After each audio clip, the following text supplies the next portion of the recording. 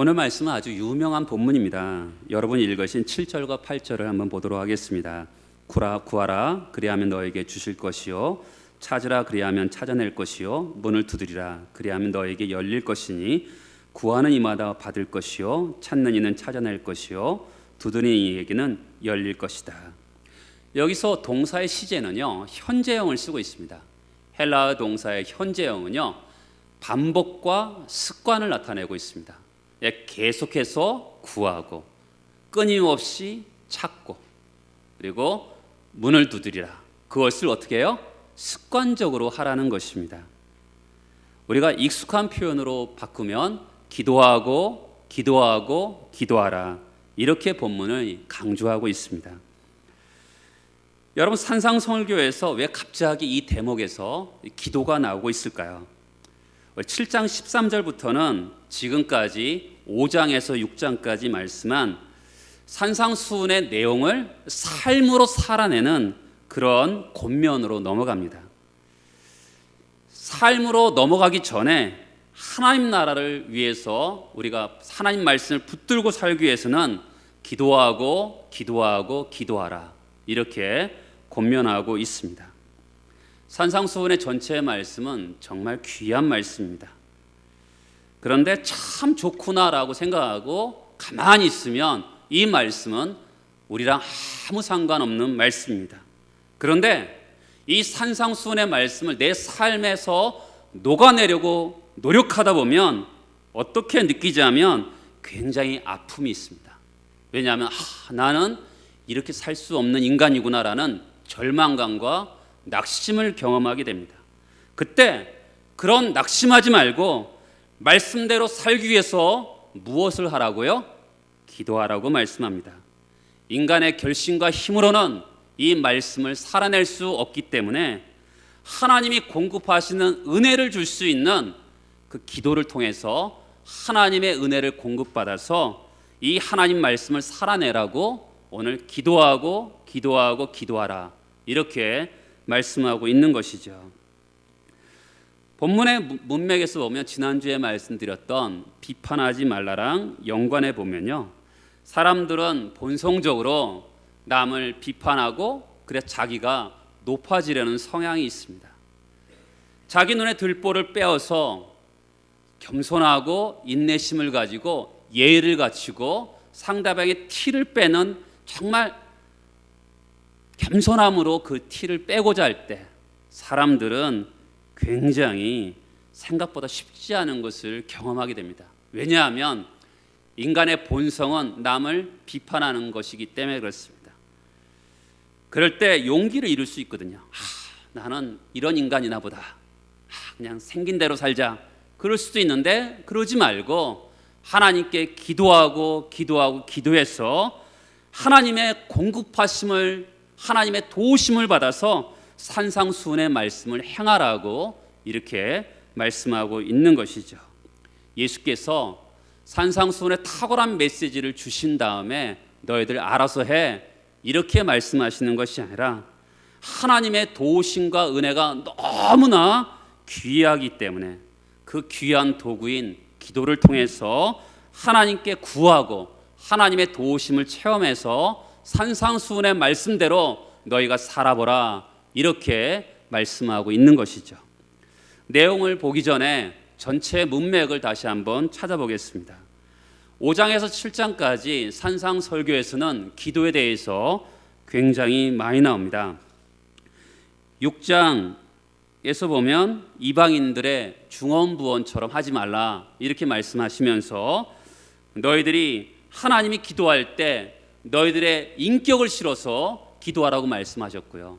바리새인처럼 사람들에게 눈에 보기에 좋은 대로 외식하는 자의 기도를 하지 말고 하나님의 귀에 들리도록 기도하라 이렇게 말씀하셨습니다. 그리고 예수께서 우리에게 주기도를 가르쳐 주시면서 무엇을 위해 기도할 것인지 가르쳐 주셨습니다. 그 같은 본문에서 생각할 때 여러분 산상수훈은 단 3장인데 벌써 기도에 대해서 수없이 많은 이야기를 기도를 하고 있다는 것을 눈여겨볼 필요가 있어요. 기도에 권면을 하신다는 것은 이 주제가 굉장히 중요하다는 것을 증명하고 있는 것이죠. 특별히 성품적으로 조용히 기도하는 사람들이 있죠. 마태복음 6장에 보면 골방의 기도가 나오죠. 은밀하게 기도. 그런가 하면 마태복음 7장에서 보면 지금 오늘 말씀은 부르짖는 기도를 얘기하고 있죠. 성품적으로 조용한 사람은 골방의 기도를 좋아할 수 있고, 성품적으로 좀 으쌰으쌰하는 분들은 부르짖는 기도를 좋아할 수 있습니다. 그러나 어느 하나가 중요한 게 아니죠. 골방의 기도도 할 수 있어야 되고 부르짖는 기도도 할 수 있어야 되는 것을 성경은 우리에게 말씀하고 있는 것이죠. 기도는 성도의 신앙의 골격을 형성하는 아주 중추와 같습니다. 여러분, 기도하지 않으면 하나님의 은혜와 능력을 공급받을 수 없는 것이죠. 많은 사람들이 지금의 시대는 연약하게 살아갑니다. 내가 연약해서 그래, 어쩔 수 없지, 그렇게 말하지 하는 것이 아니라 성도된 자는 능력을 경험하기 위해서 하나님께 기도하는 것입니다. 기도의 초청에 응하면서 사는 것이죠. 기도는 특권이라고 그랬잖아요. 기도의 특권을 사용해서 기도의 문을 열어서 은혜의 문을 열고 주시는, 하늘의 문을 열고 주시는 하나님의 능력과 은혜의 공급을 받아서 연약한 시대에 연약하다고 생각하지 말고 하나님의 은혜와 능력을 공급받아서 강한 자로 서기를 주님은 원하시는 것입니다. 여러분, 기도하지 않으면 성도답게 살 수 없고, 기도해야지만이 성도의 맛이 나는 그런 삶을 살 수 있는 것이죠. 하늘의 도움을 받기 위해서 살아야 되는 것입니다. 질고와 아픔이 많은 세상이고 눈물과 고통이 끊임이 없는 이런 세상에 우리가 살아가고 있습니다. 그때 하나님의 은혜를 맛봐야지만이 뭘 통해서 맛봅니까? 기도를 통해서. 질고와 아픔이 있는데 하나님의 은혜를 맛보고, 연약한 가운데 속에서도 말씀의 능력을 경험하여서 다시 한번 힘차게 이 세상을 살아갈 수 있도록 너희는 기도하라, 하나님의 은혜를 공급받도록 기도하라, 이렇게 말씀하고 있는 것이죠. 여러분, 어떻게 기도해야 되죠? 구해야 되죠. 구하라. 어떻게 기도하죠? 찾으라. 어떻게 기도해야 되죠? 문을 두드리라. 이렇게 말씀하고 있습니다. 구하라. 왜 구하죠? 없으니까요. 배고픈 사람이 양식을 구하는 것처럼 구하는 것입니다. 배고픈 사람이 양식을 구하는데 얼마나 간절하겠어요? 찾으라. 보석과 보물을 잃어버린 사람처럼 그거 찾아야 되니까 얼마나 간절히 찾겠어요? 문을 두드리라. 추적자가 있어요.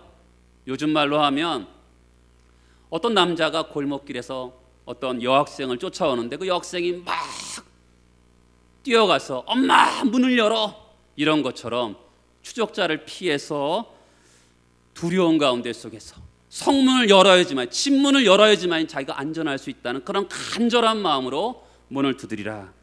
열려야지 사는 거죠. 그렇게 하는 것입니다. 이 간구의 기도, 구하라, 찾으라, 문을 두드리라, 어떤 특징이 있죠. 시급하죠. 지금 밥이 없는데 얼마나 시급해요. 안 먹으면 굶어 죽겠는데.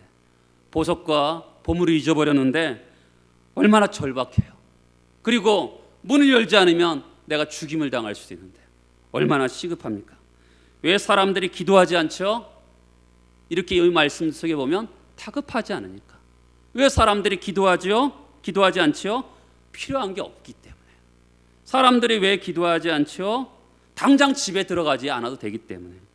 정말 다급하면 문을 부셔라도 들어가야 되는 것이죠. 그렇죠? 여러분, 기도하는 것이 소극적인 것 같죠? 오늘 말씀 잘 보세요. 구하라, 찾으라, 문을 두드리라. 얼마나 적극적이에요. 기도는 결코 힘이 없는 연약한 자가 나약하게 소극적으로 행동하는 것이 아니라 오늘 말씀에 보면 굉장히 적극성을 띠는 것을 볼 수가 있어요. 가장 좋은 기도는 새벽 기도죠. 혹시 새벽에 못 일어나는 분은 낮에 기도하시면 됩니다. 그리고 제가 항상 우리 교회 성도들에게 새벽이 언제냐, 일어나는 시간이 새벽이다. 저는 가끔가다 얘기합니다. 교회를 찾아서 오셔서 기도하시면 됩니다. 여러분, 저도 그래요. 기도하기보다는 일을 먼저 할 때가 많습니다. 그러면서 항상 이래서는 안 되는데 라는 생각을 갖고 목회할 때가 있습니다. 여러분, 너무 바빠서 우리가 기도하지 못하는 것이 아니라 너무나 바쁘기 때문에 먼저 기도하는 저와 여러분이 되기를 축복합니다. 옛날에 제가 아플 때 어느 누나한테 누나 나를 위해서 기도해줘 그러니까 네가 기도해 그러시는 거예요. 두 가지 마음이 들더라고요. 첫 번째 마음은 섭섭한 마음과 두 번째 마음은 충격적인 거였습니다. 그래, 그때는까진 제가 기도 잘 안 했거든요. 내가 기도해야 되는 거구나 그런 생각이 들어요. 목회를 하면서도 그런 생각이 듭니다. 종종 성도들이 기도해 달라 할 때가 있습니다. 저는 사실 개인적으로 안수 기도를 좋아하는 편입니다. 왜 그러냐면 저는 아플 때요, 목사님이나 어떤 분들이 안수 기도하는데 제 몸에 찌릿찌릿함도 있고요, 정말 고쳐지는 게 제 몸에 느껴질 때가 생각보다 많았습니다. 그렇기 때문에 저는 개인적으로는 안수 기도를 좋아하는 편입니다. 하나님이 원하시고 목사가 긍휼의 마음을 가지고 기도받는 분이 간절한 마음으로 역사하면 안 될 게 뭐가 있겠습니까? 하나님의 역사가 일어나죠. 그렇지만 저는 때로는 성도들이 이런 생각을 갖고 있다는 느낌을 받습니다. 목사는 주님께 가까이 있기 때문에 그래 자기는 평신도는 자신은 그렇지 않으니까 하나님은 신령한 목사의 기도를 들어주시겠지 그러면서 기도해 주세요라고 하는 경우가 있는데 성경은 그렇게 이야기하지 않습니다. 성경은 인간의 어떤 자격과 공로 때문에 기도가 응답된다는 얘기는 한 적이 없어요. 예수 그리스도의 공로에 근거해서 예수 그리스도의 피로 말미암아 우리가 하나님께 각자 나가는 것이지 인간의 공로와 자격 때문에 나가는 것은 아니죠. 모든 진실한 기도는 하나님이 들어주시는 것입니다. 우리가 원하는다고 하나님 다 들어주시는 겁니까? 그렇지 않습니다. 여기 보세요. 11절에 보면 뭐라고 하죠? 너희 아버지께서 구하는 자에게 구하는 것으로 주십니까? 아니죠. 구하는 자에게 좋은 것으로 주신다고 합니다. 따라서 해보시겠어요? 기도는 도깨비 방망이가 아니다. 기도는 알라딘 램프가 아니다. 그렇죠? 우리는 도깨비 방망이는 어때요? 금 나와라 뚝딱 하면 금이 나오죠. 구하는 대로 나옵니다. 알라딘 램프에서 지니에게 큰 성을 지어줘 그러면 그대로 나옵니다. 그것은 그러나 기도는 그게 아니죠. 구하는 대로 주는 게 아니라 구하는 대로 주시니까 좋은 것으로 주신다는 거죠. 저는 이렇게 인생을 돌아보면서 내가 기도한 대로 하나님이 주셨다면 내 인생은 저주의 인생이 되었을 거다 그런 생각이 듭니다. 하나님이 내가 구한 대로 주시지 않고 좋은 것으로 주셨기 때문에 제가 지금까지 있다고 생각합니다. 여러분, 한국 교회는 지금 굉장한 위기를 직면한 부분이 있습니다. 그것은 그 중에서 가장 위기는 기도라는 것입니다. 기도하지 않는 이유를 얘기해 보면 이럴 수도 있죠. 하나님이 기도했는데 응답이 오지 않아. 삐칠 수 있죠. 현실이잖아요. 우리 기도하다가 응답 안 하면 삐쳐서 기도하지 않을 때 있잖아요. 그리고 때로는 바빠서 기도하지 못할 수도 있습니다. 그런데 가장 기도하지 않는 문제는 뭐냐면 기도하지 않아도 아무 문제 없이 살 수 있다는 그런 영적인 교만됨이 가장 큰 문제입니다. 나는 기도하지 않아도 살아갈 수 있어. 이것이 가장 큰 문제이죠. 여러분, 물론 하나님이 기도하지 않아도 주시는 게 있죠. 일반의 은혜입니다. 비도 주시고 햇빛도 주시고 하나님이 우리가 기도하지 않아도 주시는 것들이 굉장히 많습니다. 생명도 주시고 호흡도 주십니다. 그러나 성도의 영광은 기도를 통해서 주시는 것이죠. 주기도를 통해서도 일용할 양식을 구하라고 말씀합니다. 삶의 모든 것이 하나님께 의존하도록 살기 위해서 우리가 기도하라라고 말씀하는 것이죠. 기도는 하나님 나는 당신이 꼭 필요합니다라는 정말 사랑의 고백과 같은 것이죠. 그렇죠? 그러면 어떻게 기도해야 될까요? 여기서 구하라, 찾으라, 문을 두드리라. 이렇게 얘기하고 있는 것이죠. 반복하면서 하나님 우리에게 기대하시는 것은 끈기 있게 기도하라는 것입니다. 끈기 있게 포기하지 말고 기도하라는 것이죠. 끈기 있게 기도하는 예는 누가복음 11장과 누가복음 18장에 나오는데요. 누가복음 11장에는 친구의 집에 떡을 구하러 가는 이야기가 나옵니다. 멀리서 어떤 한 친구가 여행을 오다가 자기 집에 들리게 되었습니다. 근데 자기 집에 떡이 없는 거예요. 그래서 옆집에 있는 친구에 가서 떡을 빌리기 위해서 문을 두드립니다. 그때 방 안에 있는 친구가 여보게 우리는 다 누웠어. 일어날 수 없으니까 줄 수 없어. 근데 이 밖에 있는 친구는 그 집에 온 친구를 그냥 얻을 수 없으니까 굶고 자죠. 이렇게 얘기할 수 없는 거예요. 그래서 계속적으로 문을 두드립니다.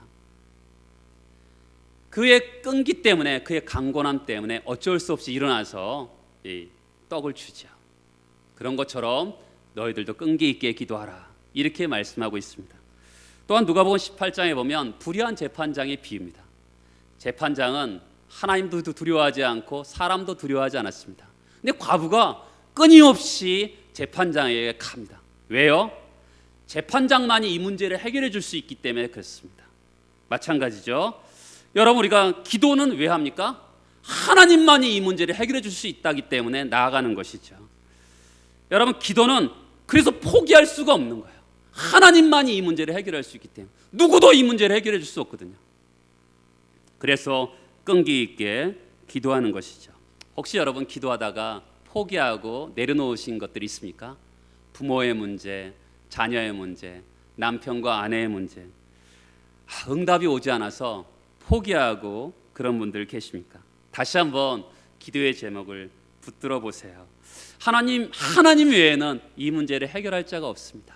그렇게 끈기 있게 기도하시면 될 것 같습니다. 여러분, 오늘 말씀에 보면 근데 왜 이렇게 끈기 있게 기도하죠? 구하고 찾고 문을 두드리죠? 왜 그렇습니까? 그것은 기도는 하나님 아버지가 반드시 응답하신다는 그 믿음 때문에 그렇게 끊임없이 기도하는 것이잖아요. 여러분, 아들이 돌을 달라 했어요. 아니, 떡을 달라 했습니다. 돌을 줄 사람이 어디 있겠어요? 그렇죠? 또 떡하고 돌하고 생김새 크기 비슷하잖아요. 그런데 그것은 만약에 아들이 떡을 달라 했는데 돌을 주면 그 아버지가 그를 속이는 거잖아요. 황당하겠죠? 그리고 아들이 생선을 달라 했는데 뱀을 줄 사람이 있겠느냐? 우리나라 어떤 분은 그렇게 해석을 했어요. 우리 한국은 뱀을 줄 수 있다. 왜냐하면 몸에 좋으니까. 이렇게 해석한 분도 있습니다. 정말입니다. 그런데 일반적으로는 그렇지 않죠. 생선을 달라 했는데 뱀을 주면 놀라죠. 그렇죠? 하나님이 우리를 속이거나 놀라게 하시는 분은 아니시잖아요. 여러분, 내가 빨간색을 좋아하는데 하나님이 까만색을 주시겠습니까? 그렇게 우리를 황당하게 하거나 그렇게 놀라게 하시는 분은 아니시죠. 하나님은 아버지십니다. 여기 11절에 너희 아버지께서 구하는 자에게. 하나님과 우리는 아버지와 아들과의 관계죠. 제 사무실에는요, 우리 교회 성도들은 다 문을 두드리고 들어옵니다. 근데 문을 두드리고 들어오지 않는 유일한 사람은 저희 아내랑 저희 자녀입니다. 그냥 들어옵니다. 그런 것처럼 우리가 하나님 아버지 앞에 정말 무슨 자격도 없고 공로도 없지만 아버지잖아요. 그분 앞에 하나님 눈치 보지 않고 하나님 앞에 구하는 것이죠. 근데 여러분, 여기서 중요한 게 있습니다. 여러분, 구하라, 찾으라, 문을 두드리라, 목적어가 없어요. 그렇죠? 뭘 구하고 뭘 찾고 뭘 문 두드려야 되는데 목적어가 없어요. 여러분, 우리 보통 성공을 구하고 출세를 구하고 이 세상이 잘 되는 것을 구하잖아요. 이 말씀을 가지고 그렇게 구합니다. 그런데 이 말씀의 문맥 속에서 보면 하나님 나라와 의를 구하고 하나님의 뜻을 구하는 것으로 해석할 수가 있는 것이죠. 여러분 구하라. 따라서 해보시겠어요? 질문하다. 그 다음에 찾으라. 탐구하라. 그렇죠? 여러분 우리가 구합니다. 질문하는 거예요. 하나님께 내 인생의 분복은 뭡니까? 하나님, 나는 이 땅에 왜 태어났습니까? 나의 소명은 무엇입니까? 이것을 질문하는 거예요. 하나님의 뜻을 질문하는 거죠. 그리고 찾습니다. 탐구하고 연구하는 것이죠. 여러분 인생에서요, 하나님이 이 땅에 나를 보내신 목적을 찾고 하나님의 뜻을 발견하면 얼마나 기쁘겠습니까? 그렇죠? 하나님께 질문을 던지고 탐구하는 것이죠. 여러분 바른 구함과 바른 찾음이 있어야 되는 것이죠. 여러분 한국 교회가 지금 무너지고 있어요. 왜 그렇죠? 잘못 구하고 있기 때문에 그렇습니다. 잘 먹고 잘 사는 것만 구하니까 한국 교회가 무너지는 거예요. 그렇죠? 하나님 나라 의를 구하고 하나님의 뜻을 구하고 나를 이 땅에 보내주신 목적을 구해야 되는데 지금까지는 성공을 구하고 출세를 구하고 내가 잘 먹고 잘 사는 것만 구하니까 한국 교회가 무너지는 거죠. 동시에 무너지는 겁니다. 하나님 우리에게 구하고 찾고 문을 두드리라. 너희들이 이 땅에 보내주신 목적이 뭔지 그것을 질문하고 찾으라고 우리에게 말씀하고 있는 것이죠. 반성이 있어야 됩니다. 오늘 말씀을 통해서. 그리고 하나님께서 11절에 보면 너희 아버지께서 구하는 자에게 좋은 것으로 주시지 않겠느냐. 이 말씀은 병행 구절을 보면 누가복음 11장 13절에서 보면 성령을 주시지 않겠느냐라고 이야기하고 있어요. 저를 보시겠어요? 이 말씀은 오해가 있습니다. 예수 믿는 사람은 이미 성령이 임했잖아요. 예수를 믿을 때 내가 예수님이 나를 위해서 십자가에서 죽으시고 부활하신 것을 믿으면 내 안에 성령님이 계시잖아요. 내주하십니다. 그런데 왜 성령을 달라고 기도하냐? 그래서 신학적으로는 무식한 사람이 취급을 받을 수 있습니다. 물론 우리가 예수 믿을 때 순간적으로 예수 믿을 때 성령이 우리에게 내주하십니다. 근데 본문에서 분명히 누가복음 11장에 보면 구하는 자에게 성령을 주시겠다고 분명하게 말씀하는 이유가 있을 거예요. 여러분 우리가 제자 훈련하고 열심히 주를 위해서 봉사한다 하더라도 정말 해결되지 않는 영적인 영역이 있습니다. 모양은 그럴듯해요. 여러분 우리 예수 믿는 사람들 어떨 때는 모양은 그럴듯한데 그 속에 능력이 없습니다. 힘으로도 능으로도 안 되고 오직 여호와의 성령으로만 되는 영역이 있습니다. 그 말씀을 들을 필요가 있는 것이죠. 죄의 본성을 거슬러서 하나님의 말씀을 순간순간 살아낼 수 있는 능력을 얻기 위해서는 성령을 구해야 되는 것이죠. 주님 나에게 성령을 주옵소서. 이 기도가 필요한 것이죠.